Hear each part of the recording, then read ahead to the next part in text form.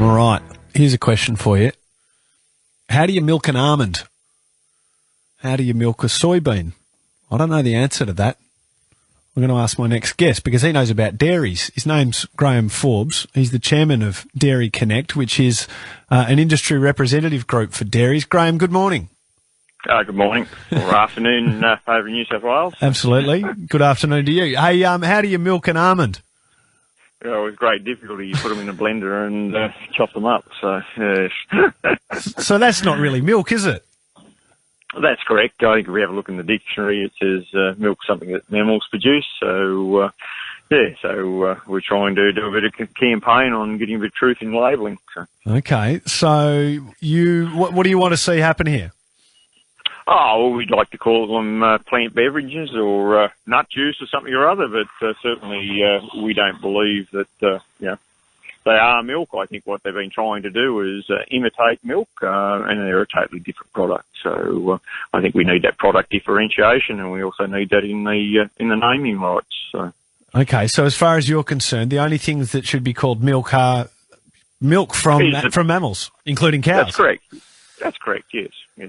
All right. And when you have a look in the dictionary, I think that's pretty clear, and I think it's even in the some of the food regulations it comes down to that. Certainly, the products are quite different. The protein makeup of the plant beverages is quite different to the protein makeup of milk. You can get your water and your nuts and all the additives to go with it and stick it in a blender in your house and then make this stuff up, the concoction. But certainly you can't do that to make real milk, You've got to have it, there's only mammals that can do that. So do you think that customers are being misled? Oh, I think we just need some more clarity there. Certainly there's been a campaign there to try and copy the properties of milk. They add a lot of vitamins and, calcium and phosphorus and things there that certainly the plant extracts are quite lacking in to try and fortify it to come up to the quality or a similar quality, supposedly similar quality to, milk. Yeah.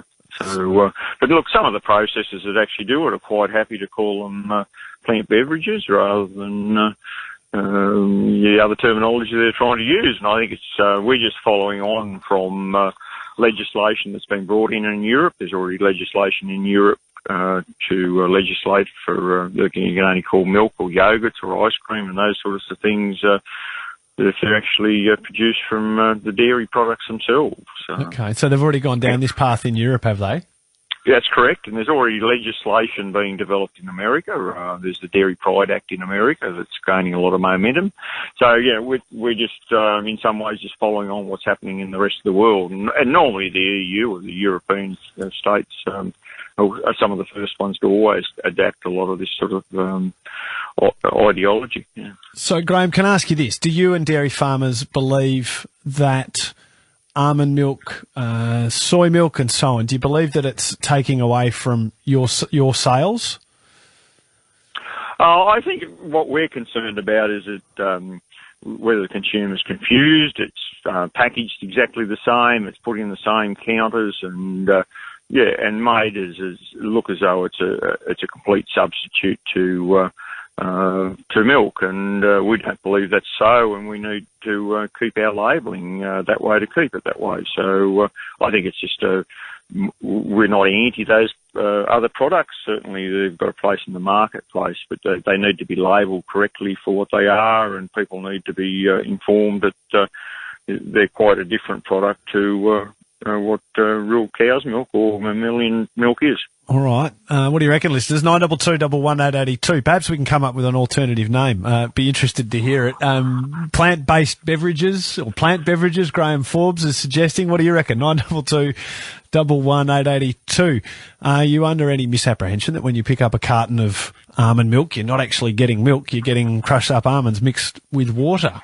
We talked about this with Julie Meek last year, I remember. I wonder what you think. 922-11882. Graham, where to next from here? Oh, look, I think, we're trying to lobby the government that we can have legislation move forward in Australia similar to what's been, legislated in Europe. All right. We'll wait and see. Good on you, mate. Thanks very much. Appreciate your time. Graham Forbes,